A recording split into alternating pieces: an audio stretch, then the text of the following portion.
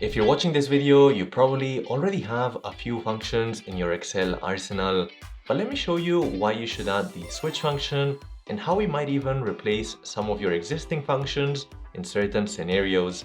So let's get into it.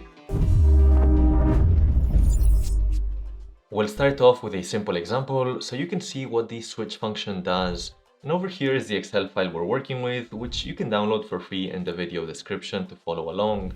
So I've got the employee names, the customer reviews, and based on what review they get, I would like to see here something like bonus or congratulations or we should have a meeting, different messages. So we can use the switch function for that.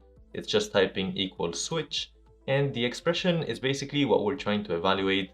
So based on this customer review over here, we should have different answers. So the value number 1, let's say that when this customer review is a 5, then we want it to do something. So in quotations here, the action should be to give them a bonus.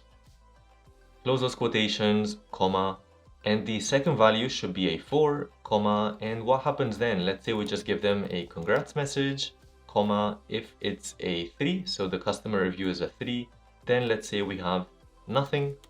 Then if it's a 2, comma, we can say something like meeting. So we have to speak to them, and if it's a 1, we just put in quotations something like critical. We'll close those quotations, close that parenthesis, and hit enter. So the first one gets a bonus, and we can double click on the side, and you can see how all the options fill in. And let's say that this one goes from a 2 to a 5, then we automatically get that switched. That's the basic idea with the switch function, but let me show you what happens when there is no match. So for example here, if I put a 10 all of a sudden, I get this error sign, but in fact there is a built-in default we can add. So you'll notice here, if I put another comma at the end, it says default or value 6. So we can just use the default. In quotations, let's put something like not applicable. Close those quotations and hit enter. Now when I drag this down, this second one has switched to not applicable, but if I change it to a 4, it should get back in. At this point, you might be wondering, why don't we just use an if statement? So let me show you what that would look like and compare the two. Down over here, we have the same table, and we want to use an if statement instead. And now the logical test is going to be that this value over here is equals to a 5, comma, if that's the case, we can add the first criteria, which is to give that person a bonus, comma, and now the value if false, this is where we need to add another if inside. That would be condition number 2. So basically, if that review is a 4. So if this figure here, that C13 again, is equals to a 4, then we want to do something else. So it's just giving them the congrats message. And now we want to do the same thing for all the other ones. So let me fast forward that. So here I have the function, and I can drag this down to get the same answers as above. But if we take a look at the function itself up top over here, you can see how I had to add a lot of if statements, and I have a lot of different parentheses here at the end, which makes it quite hard to read. In fact, if I just copy this whole function, and let's say I paste it over here to the side, I just need to add this apostrophe once and Control V. Same thing over with the switch function over here. I'm just gonna paste it over to the side so we can see it a bit better and compare the two. You can see how the switch is definitely a lot shorter, and in fact I even have an area for when there is no match, which I haven't even added in this if statement. So the switch definitely takes the win here. Now you might be thinking, hang on, what about the ifs statement? After all, that one is for multiple criteria, unlike the if. So let's take a look at that next. But first, other than functions, another great way to boost your productivity is to use Excel hacks, which you can learn how to do with HubSpot's 50 Excel hacks guided template. By clicking the link in the description below, you can download this resource completely for free. The download includes all 50 Excel hacks with instructions on how to use them and sample data for you to practice with. The hacks are split into 3 different types, and their website even provides short demo videos for each. Personally, I find this Excel template most useful to refresh my memory on some of the key hacks, as I can even practice using their sample datasets. So I recommend visiting the link in the description below to download this completely free 50 Excel hacks guided template from HubSpot to level up your Excel game. And thanks to them for sponsoring this video. Let's now take a look at the switch versus the ifs as promised. Over here we have the file, so it's the same data above. And now down below, we want to try with the ifs as opposed to the if statement.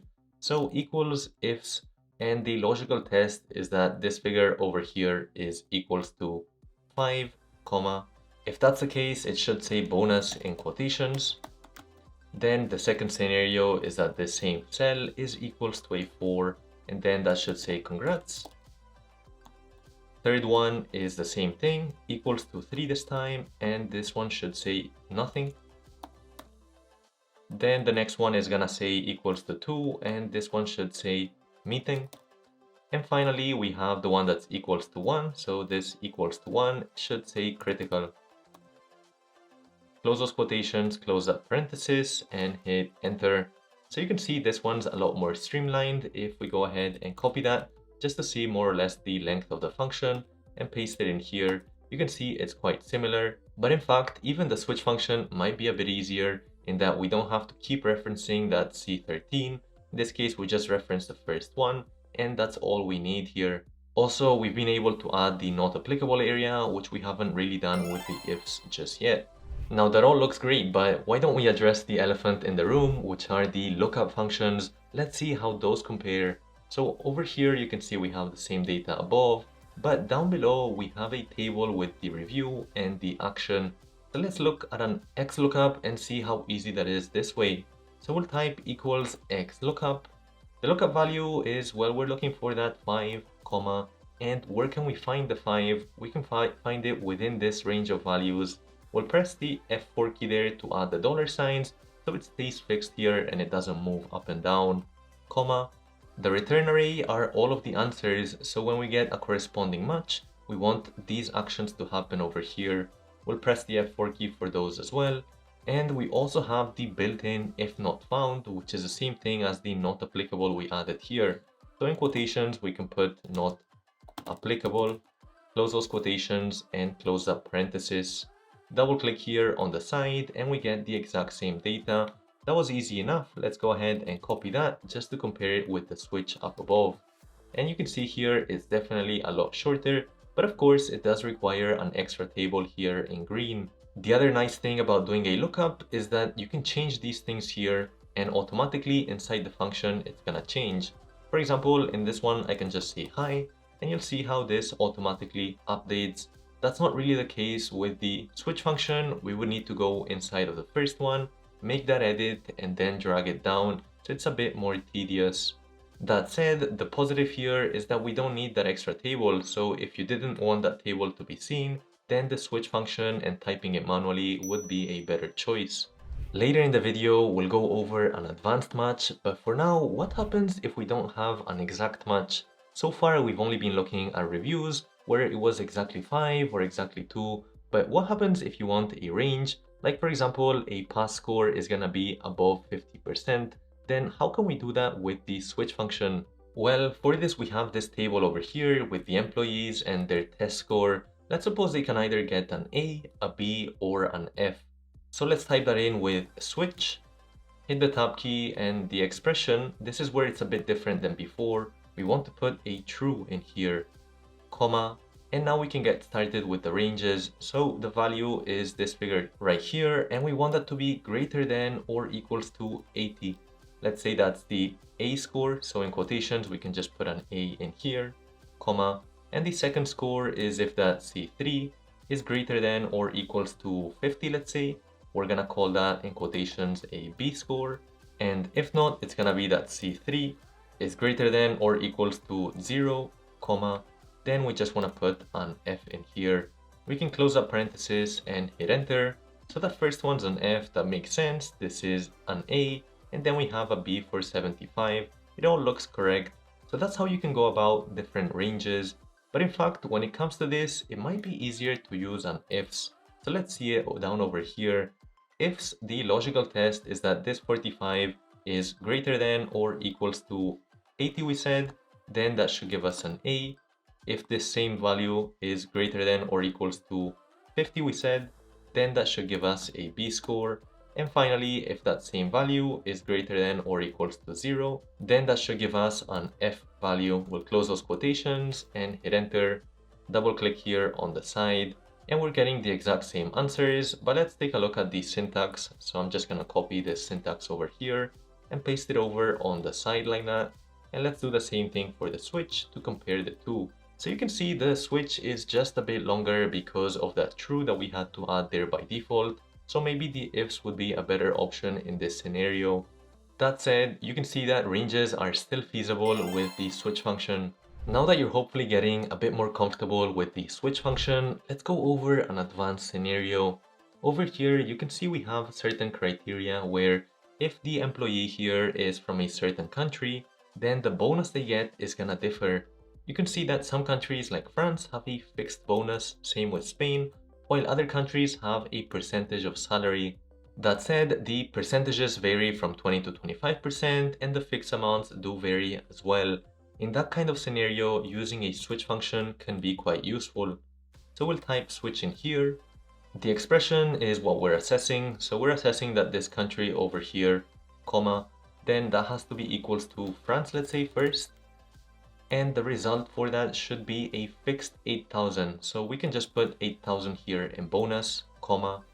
And for that second value, it should now be, let's say Germany. So in quotations, we'll put Germany and comma, that should be 25% of salary. So we can put 25% and multiply that by the salary amount. So it should be D11 right next to the country, comma. We want to do the same thing now for Spain. So in quotations, Spain, and Spain has a fixed value. So that's going to be a fixed 10,000, comma. And you might have noticed that sometimes I put quotations, other times I don't. And generally in Excel, if you have a number, you don't need the quotations, but if you have text like Spain here, you do. Then let's go over the final one, which is just gonna be USA in quotations here, and they should get 20% multiplied by their salary. So that's this figure right here. We can now close that parenthesis and hit enter. This first one gets 8K, and if we drag this down, Spain's at 10K, and you can see Germany is variable, and same thing with the US down below. In this type of scenario where it's quite personalized and there's a lot of different scenarios, whether it be that it's a fixed amount and that fixed amount can vary, and same thing with the percentages, and we have some multiplications as well, like multiplying it by the salary, that's where something like a switch function thrives. While the switch function is an important function to have in your arsenal, if you want to learn 10 of the most important functions in Excel, you should check out this video over here or take our Excel course over here. Hit that like and that subscribe, and I'll catch you in the next one.